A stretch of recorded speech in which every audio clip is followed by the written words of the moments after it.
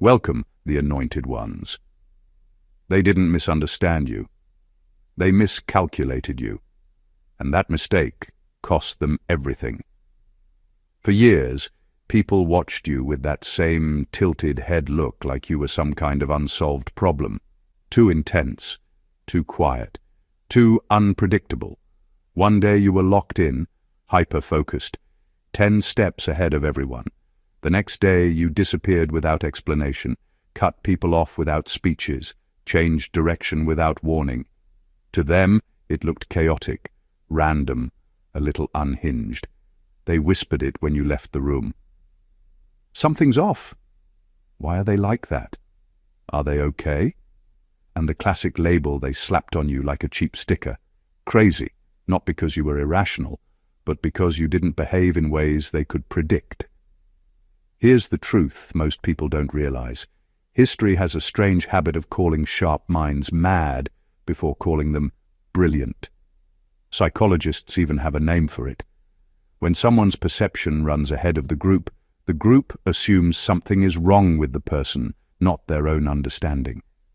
It's easier to label than to admit, I don't get how their brain works. So instead of studying you, they diagnosed you. Instead of learning from you, they laughed at you. They thought your silence meant you were socially awkward. It was observation. They thought your distance meant you were cold. It was discernment. They thought you were overthinking. You were calculating outcomes like a chess engine. While they were playing checkers with feelings and impulse, you were mapping consequences 3 months ahead like it was nothing. And honestly, sometimes you even let them keep believing it, because correcting people takes energy, and watching them confidently underestimate you is kind of hilarious. It's like someone bringing a spoon to a sword fight and saying, "Yeah, I'm ready." You almost want to wish them luck. What they called madness wasn't instability. It was independence. You didn't follow the emotional herd. You didn't panic when everyone else panicked. You didn't explain every move for approval. You moved when it made sense to you, not when it looked normal to them. That alone unsettled people. Because society is comfortable with predictable. Predictable can be controlled. Predictable can be manipulated. But you never moved on cue. And that's where the shift happened. Slowly, quietly. The same people who joked about you started noticing something uncomfortable. The things you warned about kept happening. The people you avoided kept proving you right. The risks you refused kept blowing up in their faces. The moves you made that looked random somehow kept working out with surgical precision. Patterns don't lie. So now the laughter sounds forced. Now the whispers sound nervous. Now they're watching you closer. Because it finally hit them. You weren't spiraling. You weren't confused. You weren't unstable. You were strategic this whole time. And today we're breaking down the truth they didn't see coming. How everything they mocked as madness was actually discipline, pattern recognition, emotional control, and psychological intelligence operating at a level they couldn't comprehend. They thought you were losing it. Turns out you were calculating it. Let's talk about it. Number 1. You weren't unstable. You were operating on information they didn't have. They called you dramatic, paranoid, extra, said you were doing too much over small things. But what they never understood is this. You were never reacting to what was happening in front of you. You were reacting to what was quietly building underneath. While everyone else judged moments, you judged patterns, and patterns tell the truth long before people do. Most people live life scene by scene. They wait for proof to slap them in the face before they move. You never worked like that. You noticed the tiny shifts nobody else respected. A change in tone, a forced smile, a story that didn't line up with last week's version. A promise that sounded rehearsed instead of real. Little things, almost invisible things. But to you, those details stacked up fast, like pieces of a puzzle clicking into place. By the time something finally happened, you were already mentally packed and gone. That's why they thought you were unstable, because to them, your decisions looked sudden. You cut people off out of nowhere. You left situations for no reason. You stopped trusting someone too quickly. But it was never out of nowhere. They just weren't paying attention like you were. It's funny how people who miss every red flag will call you crazy for seeing them early. You weren't guessing. You were calculating. Your brain was constantly scanning for inconsistencies, weighing behavior, comparing words to actions. You weren't emotional. You were analytical. Quietly analytical. And analytical people scare those who run purely on vibes and denial. They needed explosions to believe something was wrong. You only needed smoke. So when you moved early, they laughed. When you warned them, they rolled their eyes. When you stepped back, they said you were overthinking. Then months later, everything you sensed unfolded exactly the way you predicted. Suddenly, the crazy one looks accurate.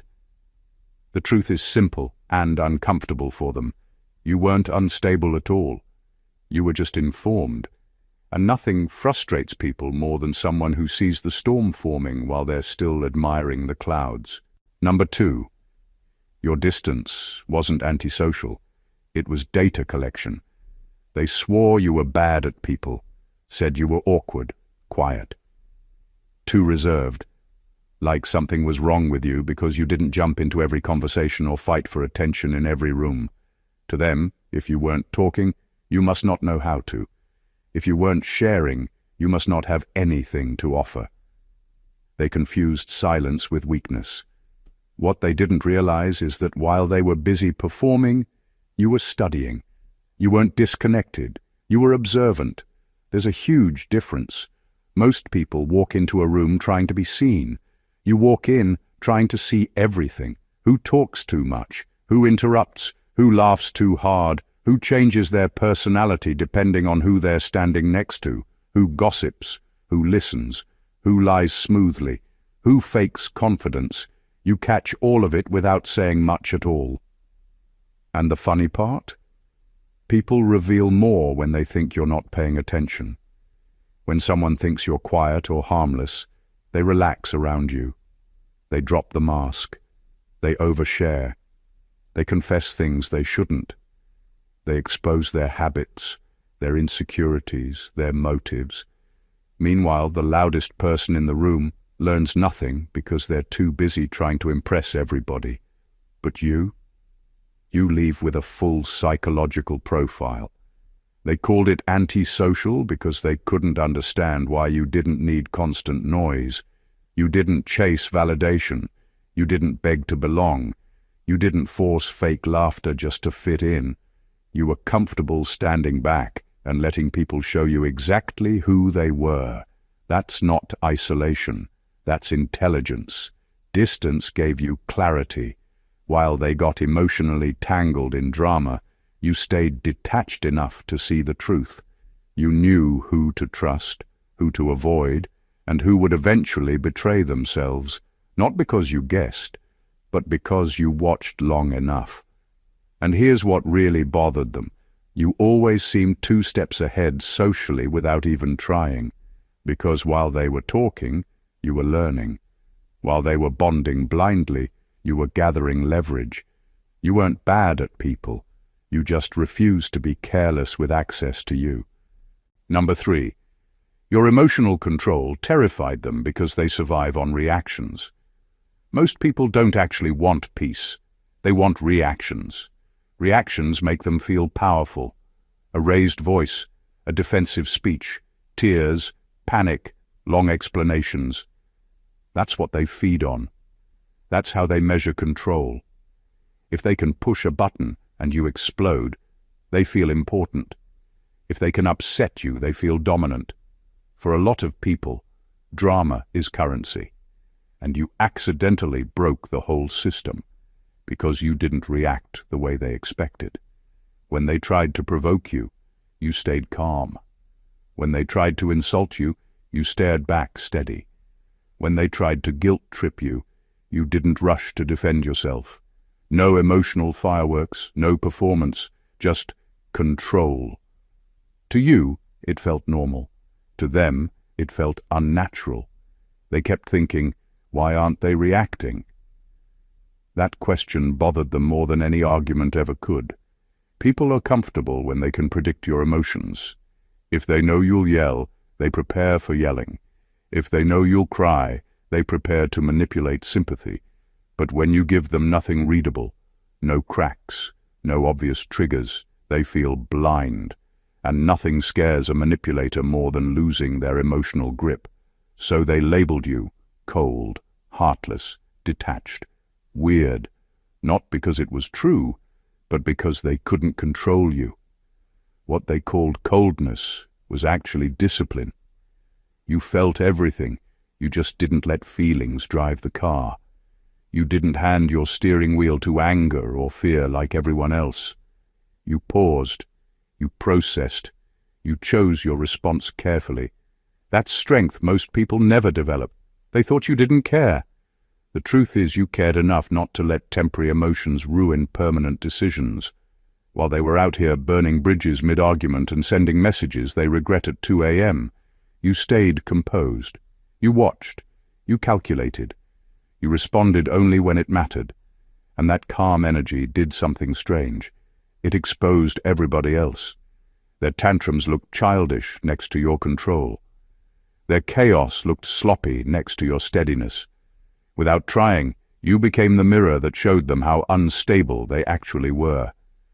And nothing unsettles people more than someone they can't emotionally shake. Number 4. You asked questions that exposed lies too fast. You didn't argue louder than people. You didn't try to dominate conversations. You didn't need speeches or long debates to win a point. All you really did was ask simple, direct questions. Calm voice, straight face, nothing dramatic. And somehow, that alone made people nervous, because most lies don't survive basic clarity. While everyone else accepted stories at face value, you slowed things down. You didn't just nod and move on. You asked, how? When? Why did that change? Small questions, normal questions, the kind that shouldn't be a problem unless someone is hiding something. That's when you noticed it. The stuttering, the sudden defensiveness, the story getting rearranged mid-sentence, the irritation that shows up way too fast for an innocent person. You weren't attacking them. You were just shining light. And light makes fake things fall apart quickly. People who tell the truth usually stay calm. They explain once and move on. But liars hate follow-up questions, because every extra detail is another chance to slip. So when you kept calmly digging, they didn't see curiosity. They felt pressure. And instead of admitting their story had holes, they flipped it on you. Why are you interrogating me? Why do you overthink everything? Why are you so suspicious? Notice how fast the blame shifted. That's how you knew you hit something real. You weren't suspicious. You were precise. You didn't let charm distract you. You didn't let confidence fool you. You didn't let loud personalities rush you past logic. You treated words like evidence, not entertainment. If something didn't add up, you stopped right there. Most people avoid that moment because it's uncomfortable. They'd rather protect the vibe than protect the truth. You didn't. And that made people uneasy around you, because they couldn't just say anything and expect you to swallow it. They actually had to make sense. Around you, lies had to work overtime. And deep down, they knew something frustrating. You weren't hard to deal with. You were just hard to fool. Number 5, your overreactions were actually early warning systems. They mocked you for leaving situations too quickly, for cutting people off too soon, for noticing patterns they didn't even see. They said you overreacted, called you dramatic, told you to calm down and give people more chances. What they didn't understand is that what looked like overreaction to them was actually a finely tuned radar, picking up signals they were too blind to notice. Every time you stepped back, every time you paused, every time you removed yourself from someone or something, it wasn't impulsive. It was preemptive.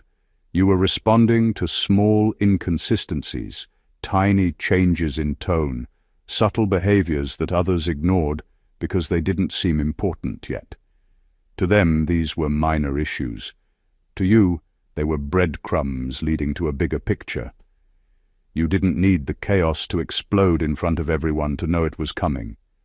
You saw it months before it became visible. That's why you moved early. That's why you didn't beg or negotiate with nonsense. That's why you walked away before anyone else could. It wasn't emotional. It was tactical. It was a way to protect yourself from consequences that others treated as inevitable.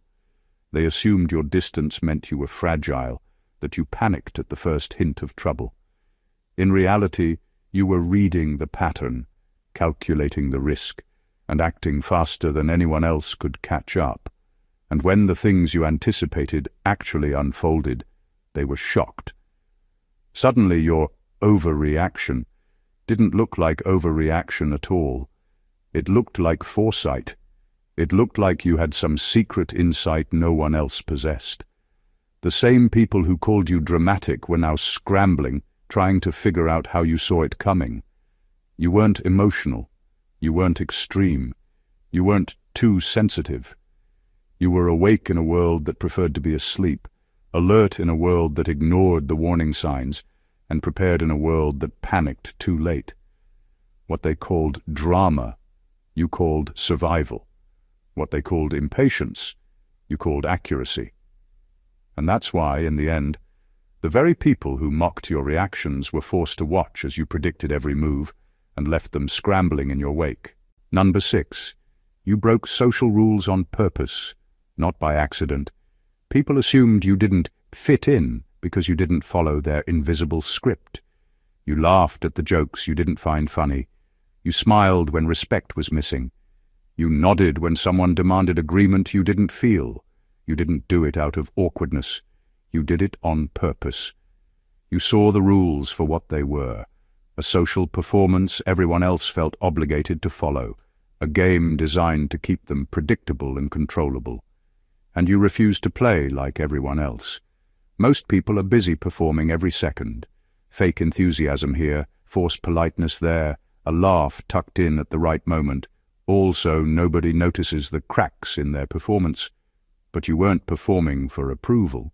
You weren't pretending to fit into someone else's script just to make them comfortable. That refusal was quiet, subtle, and deeply unsettling to them. People around you felt the gap immediately, even if they couldn't name it. Something about you didn't respond to the cues they expected. You weren't awkward, you were conscious, you were deliberate. Breaking social rules gave you insight. Every fake smile, every overhyped story, every attempt to impress revealed who they really were. You didn't need them to confess. Their behavior said everything. People reveal more when someone isn't performing to the same standard. You weren't rejecting society. You were using it as a mirror. Every norm you ignored reflected the truth of those around you. And here's the most terrifying part for them.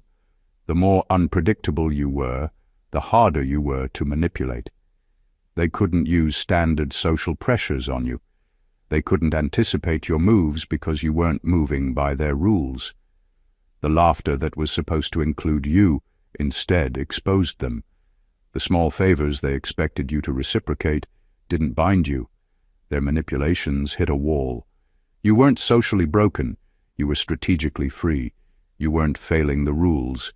You were mastering the room without pretending. And that's why they called you strange. Because true independence always looks unusual to people who survive by playing roles. Number 7. Your mind simulated worst-case scenarios, so reality couldn't surprise you. While everyone else was living in the moment, hoping things would work out, you were quietly rehearsing disasters. Not because you were pessimistic or paranoid, but because you understood one simple fact. Life doesn't give warnings before it hits. People think preparation is about checking boxes or saving money or having a plan. You knew preparation was mental, emotional, and strategic. You ran every possible outcome in your head, testing them like a lab experiment. Every betrayal, every failure, every mistake that could happen, you faced it first, before anyone else even knew it existed. That's why your decisions looked sudden to outsiders. They saw you leave a person, a job, or a situation without warning. They said you overreacted. They whispered that you panicked. But in reality, you weren't reacting at all. You were executing a strategy you had been running silently for weeks, months, even years. Every worst-case scenario you simulated gave you a map, a set of moves that ensured nothing could blindside you. That's not fear. That's intelligence. That's foresight in a world that confuses reaction with bravery. The beauty of this is how effortless it looked to everyone else. While they panicked, blamed, and stumbled when events unfolded, you moved calmly. Decisions that would have broken them barely registered as a ripple in your day. You didn't waste energy reacting to chaos because you had already lived through it mentally, dressed it up, and found the path through. People thought you were lucky. They said timing was on your side. They called you uncanny. The truth was simple. You weren't lucky. You were prepared. This constant mental rehearsal didn't make you cold. It made you untouchable. You carried the weight of possibilities so that when things fell apart around others, you were already 2 steps ahead, watching the pieces align exactly as you had anticipated. And nothing terrifies people more than someone who can survive every disaster without breaking a sweat. They labeled it madness, but you knew it was mastery, the kind of quiet, relentless preparation that leaves everyone else scrambling in your wake. Number 8. You let people underestimate you on purpose. They thought they had you figured out. They sized you up in 10 seconds and wrote a report in their minds. Quiet, strange, maybe a little slow, not someone to worry about. They thought your calm was weakness, your silence was ignorance, your pauses were hesitation. And you let them believe it. Every eyebrow raise, every small nod, every time you stayed quiet while they talked, you let them underestimate you. Not because you were unaware or naive, but because being underestimated is one of the greatest advantages in any room. When people think you're harmless, they reveal everything. Their true motives, their hidden patterns, their vulnerabilities. They drop the mask because they don't expect you to notice. They overcommit, they overshare, they miscalculate. And while they're busy feeling superior, you're quietly taking mental notes. You watch, you analyze, you file away every lie, every weakness, every contradiction. You're building a map of the room, the relationships, the moves that will matter later. And the best part, they never suspect you're aware. Most people spend their energy trying to impress others, proving themselves at every turn. You did the opposite. You let the story unfold while you stayed still, calm and invisible. And that invisibility gave you leverage no one else could touch. You weren't naive or passive. You were strategic. You understood that unpredictability is power. If they assume you'll act a certain way, you can always act differently. If they believe they've cornered you, you can always slip through. Eventually, the truth shows itself. The same people who laughed, mocked, or ignored you start realizing too late that you were observing every misstep. Every weakness they thought they saw was a trap, a moment they gave you to understand them fully. By the time they notice, you're already 2 moves ahead. Underestimation is dangerous, but only for those who think it's a weakness. For you, it's a weapon. And nothing frustrates people more than discovering the quiet one they dismissed was always the one controlling the game. Number 9. You walked away without closure because you don't negotiate with disrespect. They thought you were impulsive when you cut people off. They said you overreacted, that you needed to give things another chance, that you shouldn't be so quick to walk away. But walking away wasn't impulsive. It wasn't emotional. It was strategic. You learned early that once respect is gone, trying to explain yourself, justify your feelings, or demand accountability is a waste of energy. People who operate on manipulation or entitlement rarely understand boundaries. They expect you to argue, to compromise, to beg for recognition. You didn't. You didn't need to. You don't negotiate with disrespect. By stepping back, you were showing a lesson louder than words ever could. Silence carries more weight than apologies or explanations when someone doesn't understand the value of integrity. You didn't leave because you wanted revenge. You left because the situation revealed what people were willing to tolerate, and you refused to be part of that. Every step away from toxicity, every exit from manipulation, every boundary you enforced was a statement. Your peace is non-negotiable, and your time isn't up for debate. They were shocked because they weren't used to people walking away with conviction. Most would argue, grovel, or justify themselves endlessly. You didn't. You left clean, no drama, no spectacle, just action. And that action exposed everything about them, their control, their entitlement, their inability to respect you. The power of this is subtle but undeniable. By walking away without closure, you forced them to face the truth they had been avoiding. They had to confront their own behavior in the silence you left behind. It wasn't punishment. It was clarity. And for you, it was freedom. People who thrive on drama fear this because it's uncontrollable. You're not dependent on validation, explanations, or approval. You set the standard, and if someone refuses to meet it, you walk. That ability, calm, decisive, uncompromising, terrifies those who rely on manipulation to feel powerful. They called it abrupt, impulsive, or cold. You called it survival. You didn't burn bridges. You simply refused to cross over someone else's disrespect. And that's a level of control they'll never truly understand. Number 10. Your humor was dark because you already understood reality isn't soft. They thought you were twisted, weird, too blunt, too cynical. They laughed nervously at your jokes, uncomfortable with the way you pointed out things nobody else dared to say. But your humor wasn't for shock value. It wasn't a gimmick. It was honesty, raw and unfiltered. You saw the world for what it was, stripped of pretense, and your jokes reflected that truth. Life isn't soft. People aren't perfect. Systems aren't fair, and pretending otherwise is exhausting. So you didn't sugarcoat. You didn't pretend everything was okay, just to keep the peace. You laughed at the truth instead of ignoring it. Most people avoid dark humor because it forces them to confront realities they'd rather overlook. They tell safe jokes, repeat comforting lies, or avoid saying anything that might make someone uncomfortable. You didn't play that game.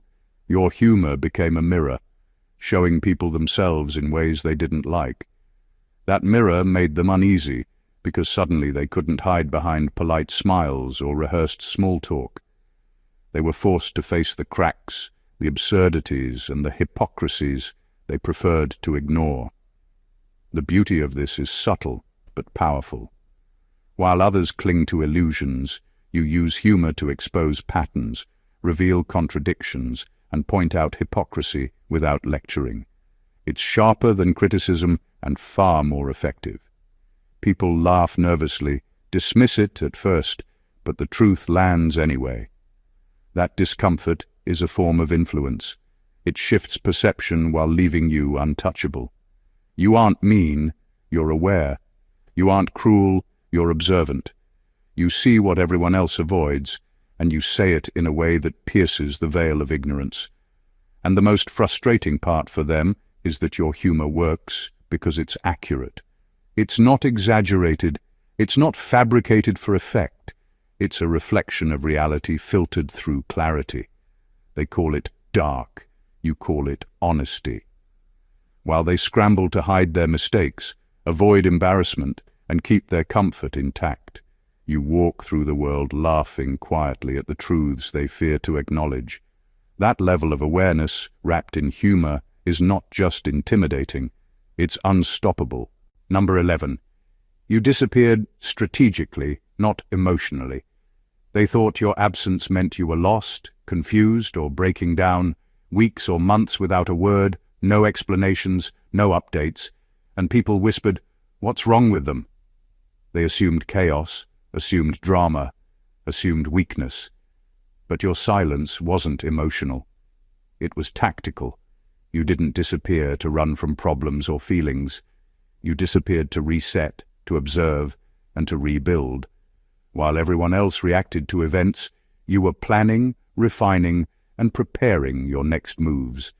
You didn't need validation. You didn't need approval. You needed clarity, distance, and time to sharpen yourself. Most people confuse constant visibility with competence. If someone is quiet, people assume instability. They don't realize that real strategy often requires stepping out of the spotlight entirely. While they were busy performing for attention, you were quietly gathering insight. You studied who was trustworthy, who was predictable, who would falter when pressure arrived. Your absence wasn't avoidance, it was awareness. You were mapping the terrain without interference, calculating outcomes, and preparing to act with precision. The trick is that your absence unsettled them without you even trying. They noticed the quiet, the missing presence, the lack of explanation, and they filled the gaps with fear and assumptions. Every false narrative they created about your disappearance revealed more about them than it did about you. They were panicking, projecting, scrambling. Meanwhile, you were in control. You let time work for you, letting the world play out while you positioned yourself perfectly for what came next. And when you returned, it wasn't a comeback, it was a revelation. Suddenly, the quiet one they assumed was fragile, was the most prepared, aware, and unstoppable person in the room. The same people who doubted you were now forced to recalibrate. They realized too late that your absence was never weakness. It was preparation. Disappearing quietly gave you a level of advantage they could never anticipate, and it left them scrambling to catch up to someone who was already 3 steps ahead. Number 12. You trusted patterns over promises. They thought you were skeptical, maybe even cynical, because you didn't take words at face value. When people made grand promises, flattering claims, or confident assurances, you didn't nod and smile. You waited, you watched, you paid attention to actions, the little details, the habits, the patterns that unfolded over time. Words are cheap. Anyone can say what they want in the moment, but repeated behavior tells the truth. You understood this instinctively, and it made you almost untouchable. Most people live in a world of hope, assuming that what someone says aligns with what they do. They get burned over and over because they confuse intentions with reality. You didn't. You didn't need to hear, "I'll be there," or "I've got your back" 100 times. You only needed to see if it happened once, then twice, then consistently. That was enough. Patterns never lie. People do. By trusting patterns over promises, you refused to be manipulated. Smooth talkers, charmers, and liars who relied on words alone couldn't touch you. They thought they could persuade you, sway you, or guilt you with their assurances. You didn't give them that leverage. You let their actions speak louder than anything they could say. And while they underestimated the power of their own behavior being watched, you quietly collected data. You knew who was reliable, who was dangerous, and who would inevitably fail. This approach gave you clarity others could never achieve. While everyone else was reacting emotionally to broken promises or disappointments, you already knew what to expect. You didn't have to be surprised. You didn't have to forgive or get frustrated. You were prepared. You acted based on proof, not hope. And when the truth finally revealed itself, when people showed their true colors, when promises fell apart, when intentions crumbled, you didn't look shocked. You looked exactly as you should, calm, confident, untouchable. The same people who tried to sway you with words now realized too late that you were always operating on a deeper, far more accurate system. Trusting patterns over promises wasn't skepticism. It was mastery. It was survival. It was strategy at a level they could never replicate. Number 13. You accepted being misunderstood because explaining yourself wastes leverage. People assumed you were complicated, mysterious, or even difficult because you didn't constantly justify your actions or clarify your thoughts. They whispered that you were distant, that you didn't communicate, that nobody could figure you out. What they didn't realize is that you didn't owe anyone an explanation. You understood a truth most people never grasp. When you explain yourself to people who don't understand, you're giving them power over you. Every justification, every argument, every reason you hand out is a lever someone can use to manipulate, dismiss, or control you. So you stopped handing them levers.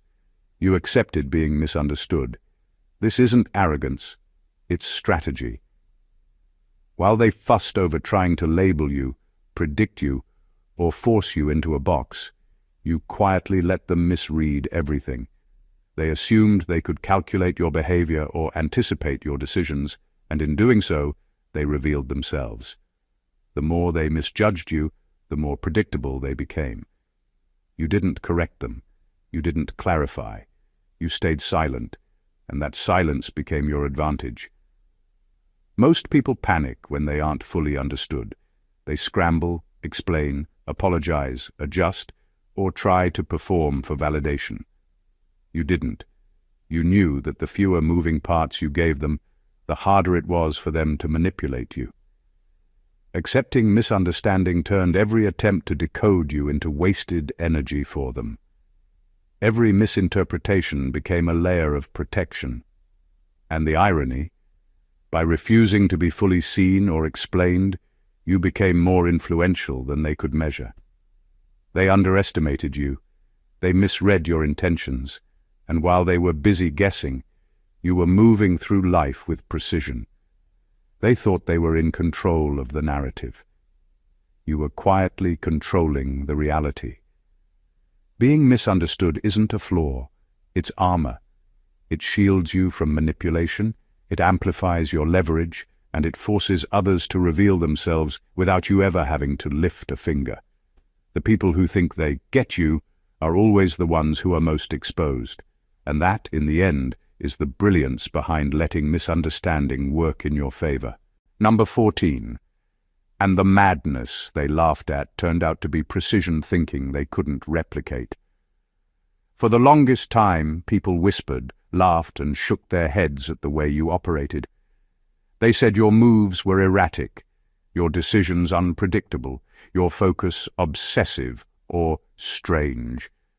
They didn't understand the rhythm behind your actions. To them, it looked chaotic, uncontrolled, almost reckless. But what they couldn't see, what they were never able to replicate, was that every pause, every silence, every seemingly random choice was calculated with surgical precision. Your mind wasn't jumping from one thought to the next. It was running simulations, weighing outcomes, and positioning you in a way that ensured maximum clarity, maximum advantage, and minimal exposure. They called it madness because they couldn't keep up. Human brains hate to admit when someone else is operating on a higher frequency, when someone sees patterns they can't even imagine.